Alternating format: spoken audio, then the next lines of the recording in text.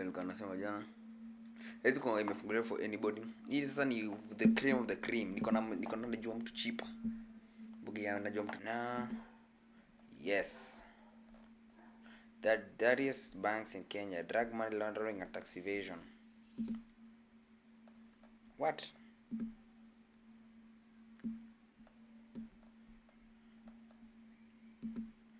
The dirtiest banks in Kenya, drug money laundering and tax evasion. Meiona? You seen it?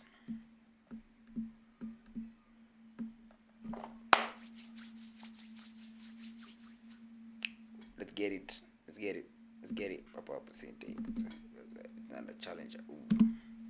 Action limits. For Nini? Disclaimer: the content is for entertainment informational purposes only. Will aim to use reliable sources. Viewers should conduct their own research and not rely solely on this information. We are not liable for any inaccuracies or damages arising for its use. All that party content falls under fair use provisions of Section 107 of the Copyright Act of 1976. Got that? Imagine a bank where you could open an account under a fake name, no ID, no transaction limits. Koniku is Sweden. Fake name, fake everything. What? For criminals, tax evaders, and anyone seeking to hide their wealth, this wasn't a fantasy. It was reality at Charterhouse Bank. Through its shadowy operations, billions flowed through hidden accounts, enabling some of the largest corporations like Nakumatt and Tuskys to dodge taxes. Hizi ni mbili zilianguka. Zilianguka kwa sababu ya hii nini? At their peak, SportPesa was the fastest money laundering, most visibly international brand in Kenya's history. From sponsoring Premier League sides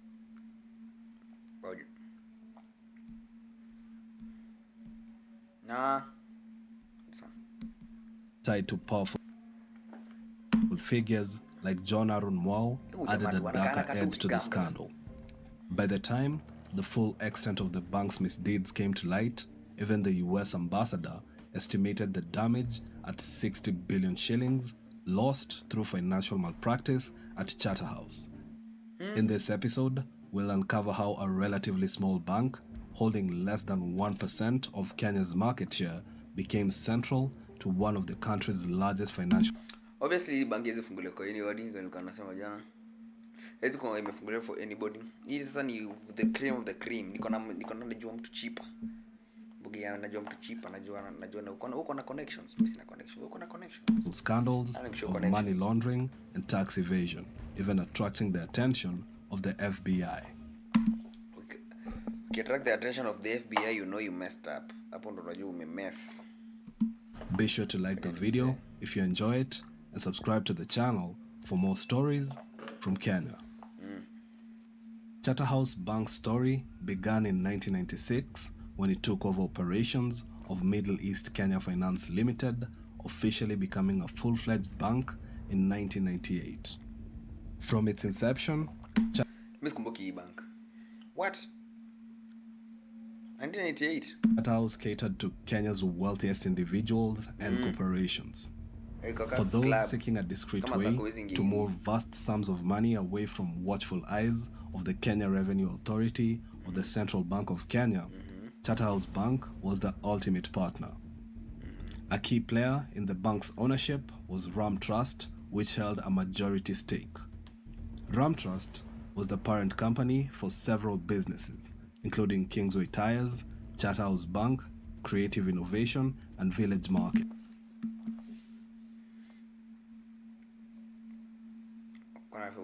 Designer the same. Including Kingsway Tires, Charterhouse Bank, Creative Innovation, and Village Market, making it integral to the bank's operations. But Charterhouse's most pivotal relationship was with Nakumatt. 8 out of Charterhouse's bank's 10 branches were strategically placed inside Nakumatt stores. On the surface, this setup seemed like a customer convenience, but it served a more calculated purpose. Through its connection with Charterhouse Bank, Nakumatt allegedly underreported its revenues, evading billions in taxes. The numbers painted a shocking picture. What? Nakumatt alone paid 10 times less of VAT than its struggling competitor, Uchumi. All this was enabled by Nakumatt also having partial ownership in Charterhouse Bank. The situation was further complicated by John Harun Mwau, who held a 7.7 stake in Nakumatt through his company Hotnet. According to the US Embassy reports, Hotnet was also linked to William Kabogo, another stakeholder in the retail chain. Mafia. Both Mwau and Kabogo faced allegations of involvement in trafficking narcotics and money laundering. Under investigation with drug trafficking Hassan Joe, Aaron Mwau, William Kabogo, Mbube Sonko, Saitoti. Umesikiza majina zimetajwa hapo? Umezisikia majina? Activities specifically related to the funding of the 2005 referendum campaign for the NARC coalition. Whistleblowers also claimed that Mwau and Kabogo had interests in Charterhouse Bank, reportedly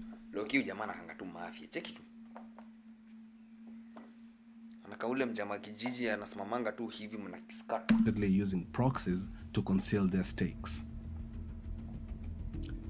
Charterhouse Bank's first major scandal emerged in 2001, centered around a dormant company called Crucial Properties.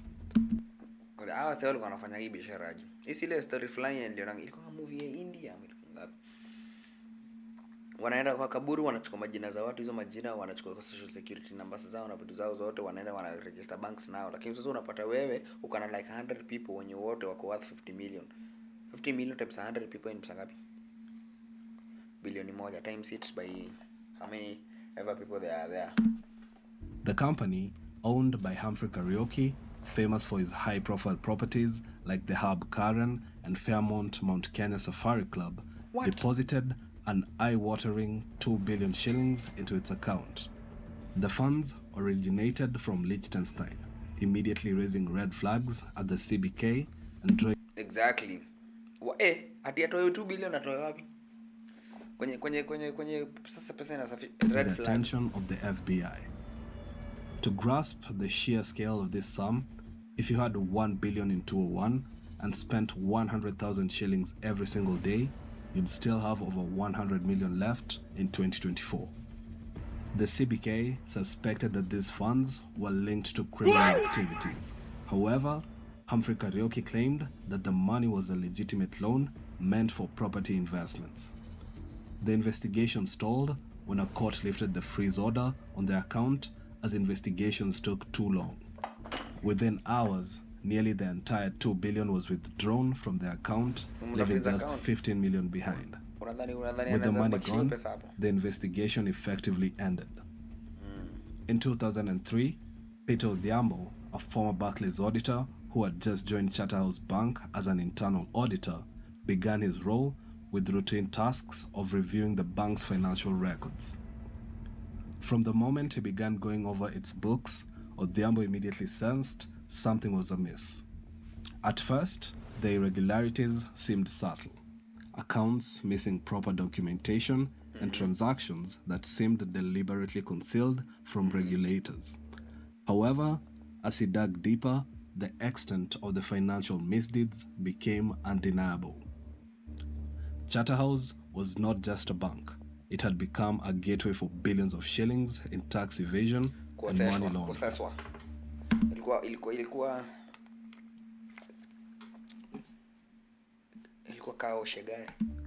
In 2005, Odhiambo presented his evidence to the CBK governor, Andrew Mulei, prompting the formation of a joint task force with the Kenya Revenue Authority and Kenya Anti-Corruption Commission. Their investigation uncovered that Charterhouse was costing Kenya billions annually in lost taxes. He uncovered 85 secret accounts that were moving a staggering 20 billion annually. These accounts were being used by high-profile clients to hide significant sums of money from the tax authorities.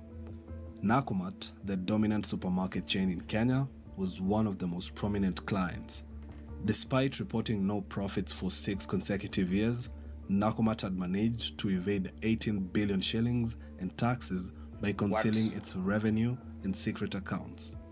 It funneled over 1.25 billion through shadowy networks using accounts linked to companies like Fresh and Juicy. Tuskys, another large supermarket chain, was also involved through its parent company, Tusker Mattresses, which held 75 accounts that shielded 4.3 billion in undeclared revenue. 75 personal accounts. Hii ni majina tu unapatanga tu ni na random company, random bank account iko na random name. Iko na 15 million. Unashinda 15 million kwa nini ya guzi? Kwa nini 15 million na imuashi iko hapo? Furthermore, W.E. Tilly, a company involved in fish export, had reported only its Kenyan sales while secretly hiding 5.9 billion in credits from operations in Tanzania and beyond. W.E. Tilly will later become embroiled in the collapse of Imperial Bank, but that's a story for another video. Okay. The scandal also implicated Triton Petroleum. Known for its involvement in the 7.6 billion fuel scandal, Triton Petroleum hizi makampuni zinatajwa hapo hivi hapo uko ndo pesa za Kenya zote ziko. Yenyewe mimi niko na informed funneled large sums including a mysterious 50 million shilling transfer into accounts belonging to one Sonal Devani using incomplete documentation and no account opening forms. The bank repeatedly flouted regulations, particularly the Banking Act's single borrower limit, by lending amounts far beyond the allowed 25% of its core capital to its favored clients. Nakumatt was one of the biggest beneficiaries of these loans, with internal management even issuing unsecured loans to themselves at no interests. Okay.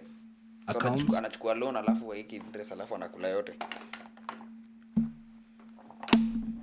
Ama hivyo ndo anachukua hiyo pesa anasema inapeanwa huku alafu anachukulia kama loan. Were riddled with fictitious details, transactions were split to evade detection, and enormous cash deposits and withdrawals went unverified. Notably, a handful of accounts stood out. Sailesh Prajapati, for example, processed over 2.2 billion in cash transactions over a period of just 5 years. Odyssey's enterprise, with no discernible commercial activity, cycled on 1 billion in deposits and withdrawals within just 10 months. Turn on my chart. What? The scandal been in the building for a long time. Nasija notice hadi. Alright man, talk to me. Twitch overlay, Twitch overlay. Not this one.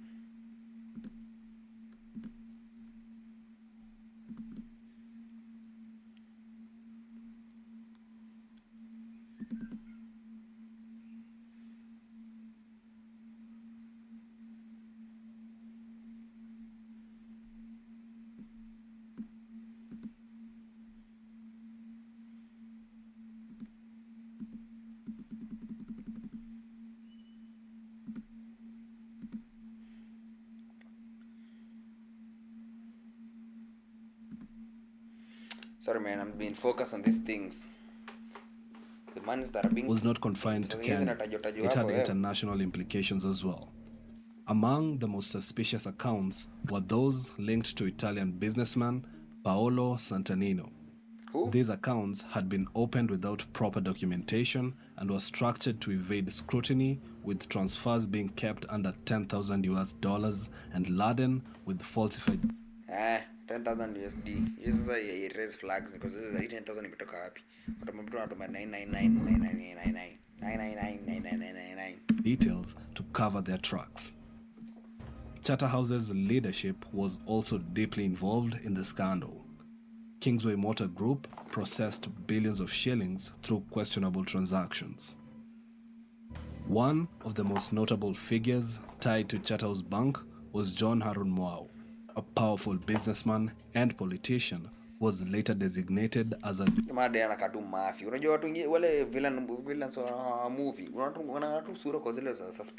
global narcotics kingpin by the US government. Mwau's operations allegedly included laundering drug money through Charterhouse Bank, as well as evading import duties on goods that were smuggled into Kenya and sold through Nakumatt supermarkets. Okay. At the time, so alikuwa ana shares za kumatia dodo yake ilikuwa anatengeneza mingi. Nilijua tu, they cannot be a billionaire in the right way. Mwau was one of the top importers of electronics and other goods. Among his more notorious holdings was Pepe Enterprises, a shipping container depot believed to be a major transit point for narcotics. However, Mwau denied all these allegations and even sued the Nation Media Group for defamation for linking him to narcotics trafficking and tax evasion. The young people or children who are reading newspaper today at the age of 8, 9, 10, and they are seeing my name or my picture in the television saying that I'm a drug peddler. Even when they are 30 years, 20 years from today, they will be viewing me as such. Honestly, we do not care about you. The house must protect my integrity and those of others. He was later cleared as there was no evidence to confirm the claims. Upon the completion of the investigation, it was confirmed that the Honorable Mwau has never been linked to narcotic drugs trafficking. Just because he hasn't never been linked doesn't mean it didn't With happen, mounting evidence allegedly. of the extent of money laundering and tax evasion facilitated by Charterhouse Bank, Governor Andrew Mulay took decisive action. In 2006, he recommended the bank's license be revoked.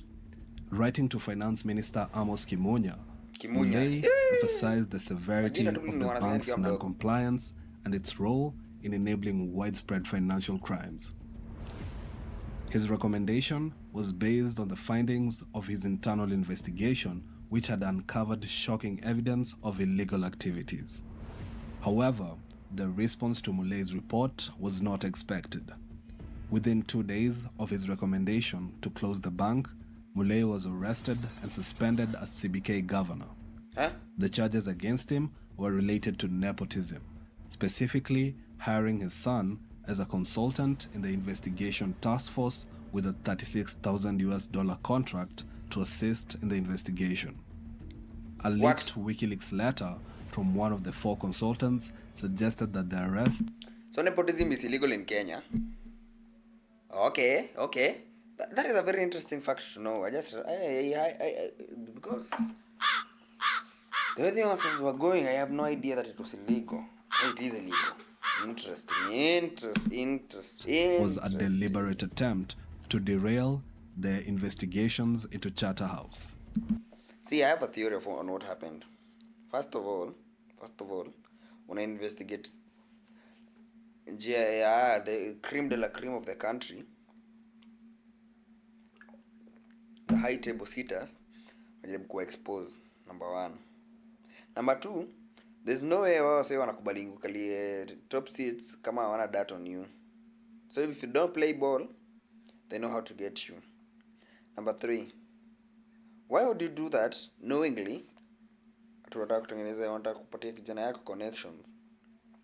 Na kitu yenye ni clear itaonekana hata kama utajaribu kuficha kuna venye lazima tunini. Number 4, since it happened that this guy they had data on this guy, since they had data on this guy, hakuna venye wangemwachilia afanye nini. Juu unasikia pesa sasa zinapotea 18 billion kwa mtu mmoja. Sasa imagine wenye tujui.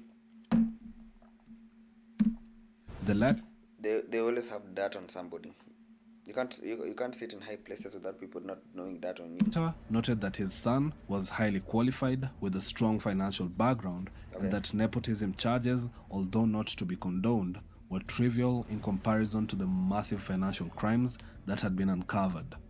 The timing of Mulay's suspension was also suspect. Under the CBK Act, the governor could only be dismissed if convicted of a crime or by an order from the president. See how convenient it is? Conviction of a crime or a president. Lakini kuna venye hiyo time niko sure nani kwa ngako ameingiza kwa hizi deals. When was this? And Kibaki ndo alikuwa president this time. Aka ameingiza ngoni hizi mangori mambo mingi. So it's convenient that the one crime that can be convicted of, that is suspended of, is found. Neither of these conditions were met in Mulei's case, raising suspicion that the arrest was politically motivated, aimed at halting investigation into Charterhouse Bank. Meanwhile, Peter Odhiambo, the internal auditor who had blown the whistle on the scandal, faced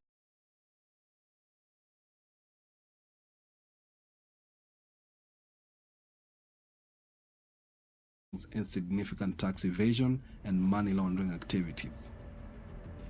In June 2006, amid growing pressure and heightened scrutiny, the Central Bank of Kenya placed Charterhouse Bank under statutory management.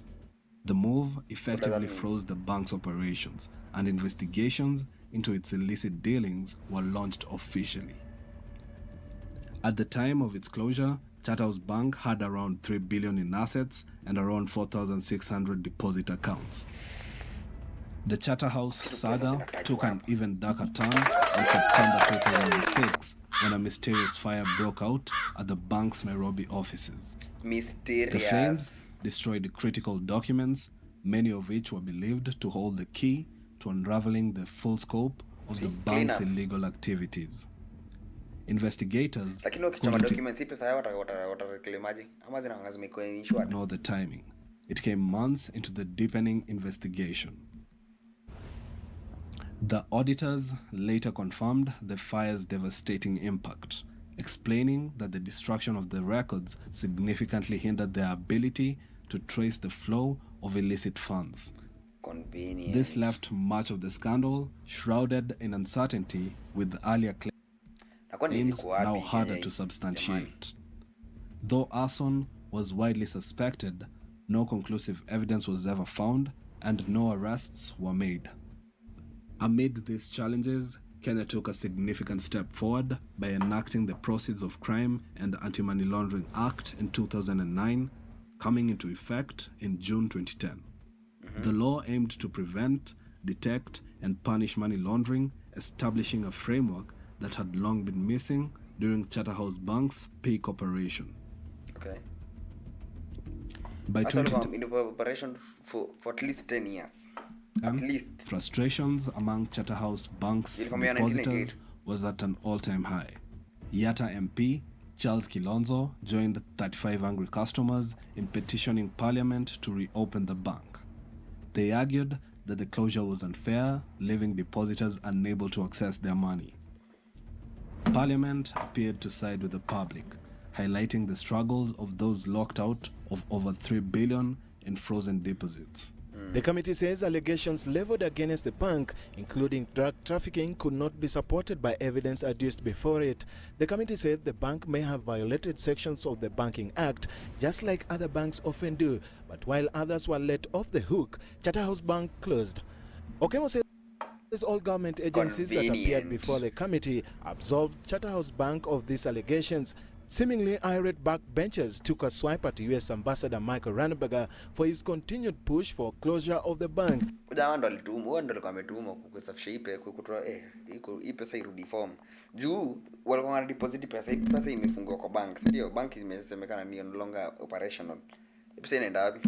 the government for allegedly bowing to foreign pressure. It was almost as if everyone had selective amnesia about the initial audit by PricewaterhouseCoopers. Exactly. The report revealed shocking details, including the fact that 839 accounts lacked basic documentation, like account opening forms or customer details. Exactly. Even as billions of shillings moved through them. Former Finance Minister Amos Kimunya firmly opposed the reopening of the bank, warning it could destabilize Kenya's financial system. U.S. Ambassador Michael Ranneberger echoed these fears, arguing that reopening the bank would harm Kenya's efforts to fight money laundering and protect its global financial reputation. It's a problem that really does threaten the entire fabric of the country. And of course, it's related to impunity. When people launder funds, when people use container terminals to bring in goods, when people pay officials off, it's all part and parcel of this culture of impunity. So drug trafficking, corruption, connections, as they culture call them. of impunity, it's all one and the same thing, really. In the end, the Central Bank of Kenya stood its ground, refusing to budge. Despite missing evidence, they knew too much about the bank's questionable operations to allow its return. The mysterious fire in 2006 had destroyed key evidence, making it difficult to fully uncover the extent of Charterhouse Bank's wrongdoings. This left the case marred in uncertainty. The bank's closure also exposed how heavily some businesses depended on it. Nakumatt, once a leading retail chain, suffered serious financial blows when it lost access to its accounts and loans, a factor that contributed to its eventual collapse. After a couple of years, a major announcement came on May 2021. The Central Bank of Kenya decided to liquidate Charterhouse Bank, assigning the Kenya Deposit Insurance Corporation, KDIC, to manage the process. They prioritized compensating depositors with balances up to 500,000. Yet, in 2024, the liquidation remains incomplete. Many depositors are still waiting for their money, stuck in a seemingly endless process. And that is the story of Charterhouse Bank, arguably Kenya's dirtiest bank. If you enjoyed the video, don't forget to give it a like, share your thoughts in the comment section, and subscribe for more stories from Kenya.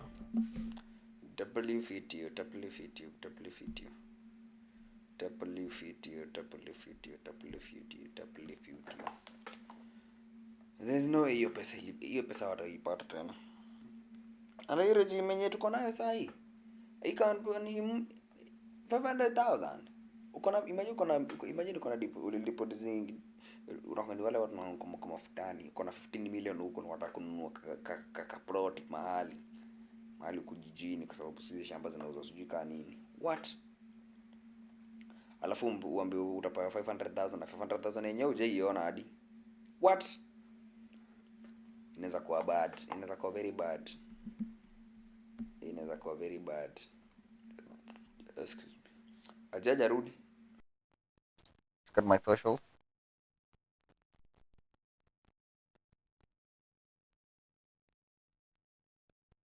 Check out the video. Check out the socials. Check out the video. And don't forget to subscribe. Check out the socials.